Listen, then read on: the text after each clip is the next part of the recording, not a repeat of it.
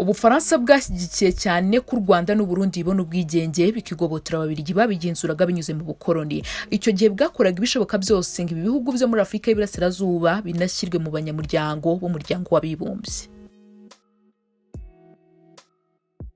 Bidateye kabiri u Rwanda rubona ubwigenge nk'uko byari byarateguwe, ubwami buvanwaho hatangira ubutegetsi bwa Repubulika, ndetse mu mwaka w'1961 u Rwanda rugira perezida wa mbere ari we Mbonyumutwa Dominique. Nyuma y'amezi 10 yaje gusimburwa na Kayibanda Gregory. Abahanga muri politike n'abanyamategeko bagaragaza ko mu mpamvu zatumye Ubufaransa bubona u Rwanda nk'igihugu bwifuza gukorana nacyo bya hafi zari zishingiye kuko Abafaransa bararubonaga nk'ahantu bagombaga gutsindira n'ubutegetsi bwabo bukahakoresha imbaraga kugira ngo babashe kuhinjiza ururimi rwabo rw'igifaransa. Bumvaga ko Icyongereza kiramutse kinjiye mu Rwanda ubwo bizaba byarangiye kizafata Repubulika na Demokarasi ya Congo, Congo Brazzaville, Centrafrique, kikagenda kikagera muri Cameroon, igifaransa kikazima. Umwanditsi akaba n'umushakashatsi ku mateka y'u Rwanda Nizeyimana Innocent yavuze ko kwakira mu 1962 aribwo Kayibanda Gregory yagira uruzinduko rwa mbere mu Bufaransa bwayoborwaga na Charles de Gaulle. Mu ijambo Kayibanda yavugiye i Paris yashimiye byimazeyo de Gaulle kuba yarahaye ibihugu bya Afurika ubwigenge, kandi nyuma yaho akaba arimo no kubifasha kugira ubwigenge bwuzuye binyuze mu kubifasha guteza imbere no kubyaza umusaruro umutungo kamere wabyo. Icyo gihe Kayibanda yagize ati, mfite icyizere ko ubwo bufasha natwe nubwo tutakoronijwe n'Ubufaransa muzabuduha. Nyuma y'uruzinduko rwa Kayibanda i Paris, ibihugu byombi byahise bishyira umukono ku masezerano wa mbere, aho ku ya 20 Ukwakira mu 1962 hasinywa amasezerano y'ubushuti n'ubufatanye. Mu minsi yakurikiyeho intumwa z'Ubufaransa zaje mu Rwanda mu rwego rwo gutegura amasezerano 3 y'ubufatanye mu bukungu, umuco na tekinike. Aya yasinwe ku ya 4 Ukuboza mu 1962. Ku rundi ruhande ariko kugeza icyo gihe Ubufaransa nabwo bwari bufite ubuhagarariye ambasaderi mu Rwanda. Muri icyo gihe Jacques Mulenda wari ushinzwe u Rwanda n'u Burundi muri Minisiteri y'Ubutwererane mu Bufaransa kuva mu mwaka w'1962 kugeza mu 1966, asobanura ko mu myaka ikurikira ubwigenge ibijyanye n'umubano wabo n'u Rwanda bagombaga kubanza kubigendamo gake. Ati, mu minsi ya mbere twirinze gutanga inkunga nyinshi no kugaragaza ko dukeneye u Rwanda cyane mu rwego rwo kwirinda ko haba ishyari hagati yacu n'Ububirigi. Yakomeje avuga ko kuva u Rwanda n'u Burundi byabona ubwigenge, Ububirigi bwishingiye gutanga ingengo y'imari muri ibyo bihugu ndetse bunashora amafaranga mu mishinga minini, kubaka ibibuga by'indege n'ibikoresho by'itumanaho. Ati, ikindi kandi boherezaga nibura abakozi 200 bashinzwe gufasha mu bya tekinike muri buri gihugu. Ntabwo rero twari gusohora amafaranga menshi mu Rwanda tudafite abakozi bahagije bo kugenzura uko akoreshwa. Nizeyimana Innocent wanakunze gukurikirana politike y'u Rwanda n'Ubufaransa avuga ko muri ibyo bihe Kayibanda nawe yasaga nk'useta ibirenge, akanga gufungukira cyane Ubufaransa gatiteranya n'Ababiligi. Ati, ibintu rero bitangira guhinduka nyuma y'ihirikwa ku butegetsi bwa Kayibanda, aho bivugwa ko n'Ubufaransa bushobora kuba bwarabigizemo uruhare. Amateka agaragaza ko mu 1972 abasirikare ba mbere b'u Rwanda bagiye kwimenyereza umwuga mu Bufaransa, ndetse n'abajandarume 4 bajya mu ishuri ry'Ubufaransa ryigisha ibya gipolisi.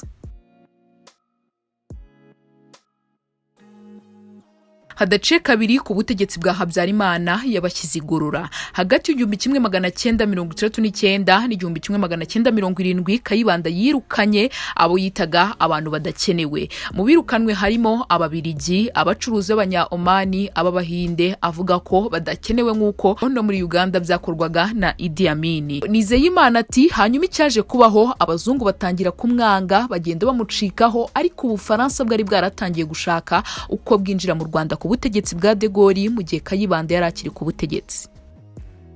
Habyarimana Juvenali wari ufite imyumvire itandukanye cyane n'iya Kayibanda, akimara kujya ku butegetsi amuhiritse, Abafaransa batangiye kumwegereza ku buryo mu 1975 habayeho amasezerano ya mbere ashyizweho umukono nyuma y'imyaka 2 u Rwanda rwari rubonye ubutegetsi bushya. Ni amasezerano yari ashingiye ku bufatanye mu bya gisirikare, aho ingabo z'Ubufaransa zari zemeye ko zigiye gutangira gutanga imyitozo ku bajandarume b'Abanyarwanda. Icyo gihe Ubufaransa bwayoborwaga na Valéry Giscard d'Estaing. Nyuma y'ayo masezerano, Valéry Giscard d'Estaing yahise agenderera u Rwanda muri Gicurasi mu 1979, aho yamaze iminsi 6.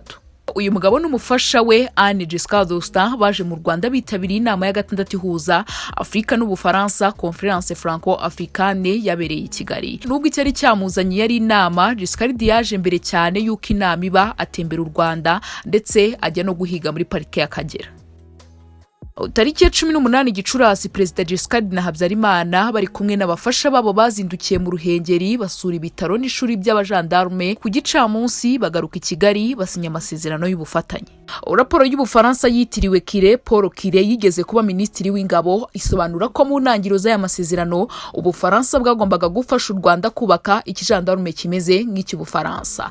Muri Mata mu 1983 aya masezerano yaravuguruwe hongerwamo ibijyanye n'ubufatanye mu bya gisirikare. Mu mwambaro w'igisirikare cy'u Rwanda, umusirikare w'Ubufaransa uri mu kazi k'ubufasha mu bya gisirikare assistant technique military yagombaga kujya yambara icyapa esinye yanditseho cooperation military akayambara ku rutugu rw'ibumoso.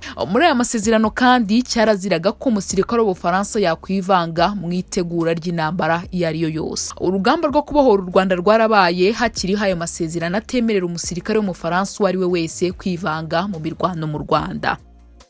Ku ya 26 Kanama mu 1992 nibwo hongeye kuvugururwa aya masezerano ahavugwaga ikijandarume hashyirwa igisirikare. Gendarme rwandaise isimburwa na Force Armée rwandaise, kandi noneho aha ububasha igisirikare cy'Ubufaransa bwo kugira uruhare mu bikorwa byose by'icyu Rwanda. Iyi raporo yitiriwe Kire isobanura ko izimpinduka zaje muri aya masezerano hashize imyaka 2 FPR Inkotanyi igabye igitero cya mbere ku Rwanda. Iti biratangaje kubona abayobozi b'Ubufaransa abasivili n'abasirikare batarigeze babona ko bamaze imyaka irenga bakoreye ibikorwa bya gisirikare ku butaka bw'u Rwanda. N'amasezerano harabibemerera kuko amasezerano yari ahari yavugaga ubufasha mu kijandarume naho yavugaga igisirikare cy'u Rwanda. Ubufaransa muri jenoside yakorewe Abatutsi. Mu myaka 27 ishize Ubufaransa nk'igihugu bwakunze kugendera kure ingingo ibushyiraho uruhare muri jenoside yakorewe Abatutsi. Imiryango itegamiye kuri leta, abanyamakuru, abashakashatsi n'abandi bo mu Bufaransa kenshi nibo bagiye bakomeza kotsa leta igitutu igaragaza ukuri kw'ibyikekwaho. Kwa 26 Werurwe nibwo inzobere mu mateka 13 zashyizweho na Perezida Emmanuel Macron mu myaka 2 ishize ngo zicukumbura uruhare rw'Ubufaransa muri jenoside yakorewe Abatutsi zamushyikirije raporo yazo ya paje hafi 1000. Izo nzobere zari ziyobowe na Dr Vincent Ducre zanzuye ko hagati y'1990 n'1994 Ubufaransa bwayoborwaga na François Marie Adrien Maurice Mitterrand bwafashije leta ya Juvenal Habyarimana bukica amatwi ku makuru bwagendaga buhabwa n'inzego zirimo iz'ubutatsi yuko leta ya Habyarimana iri kwibasira Abatutsi b'abasivili kandi ko hari umugambi wo kubarimbura.